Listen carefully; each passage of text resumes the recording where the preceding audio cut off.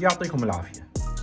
أخيرا توفرت عندنا سكينة البيكنيكر من شركة فيكترونيكس إصدار ليميتد إديشن 2022 بمعدن الدامستيل. الحين نعطيكم فكرة عامة عن السكين، بداية بالباكجينج المميز. هني حاطين لك الإصدار بالإضافة إلى شعار الشركة من الجنب، وأيضا هني مسوينها بقطع بلاستيك شفافة على أساس تقدر تشوف السكين حتى وهي داخل البوكس. بخصوص طبعا السكين مستعملين بالمقبض خشب الكمثرى، وبالنسبة للنصل مستعملين الدامستيل بنمط جدا مميز وجميل، بالإضافة أن هذه السكين راح يكون فيها قفل. بخصوص شكل السكين أو حجمها بالإيد وهي مسكرة راح يكون جدا مناسب، بالإضافة أن الدمشقي أيضا واضح حتى إذا كانت السكين مسكرة. طبعا هذا الإصدار مسوين منه 6000 حبة كلهم مرقمين،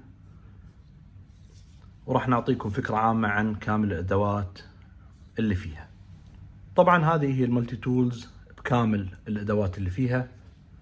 في عندنا طبعا هني قطعتين فيهم درنفيس عادي من الطرف اللي فوق بحجمين مختلفين، بالإضافة إلى المفجاجة فتقدر تستخدمها بعدة استخدامات. الحجم الصغير تقدر تسكره بدون قفل، لكن الحجم الكبير راح يكون فيه معاه قفل.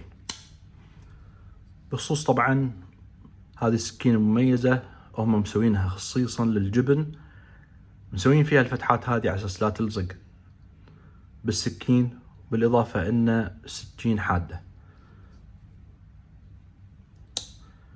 من الصوب اللي ورا في عندنا سكين صغيرة بالاضافة الى هذه القطعة، وهني لو تلاحظون حاطين رقم النسخة من اصل 6000، فهذه اللي بايدي رقمها 3055 من اصل 6000 حبة بالعالم، وهني طبعا تاريخ الاصدار 2022. بخصوص طبعا هذه السكين المميزة متوفرة عندنا بالفرعين، سواء فرع الشويخ او فرع اسواق القرين، بالاضافة الى الموقع الالكتروني.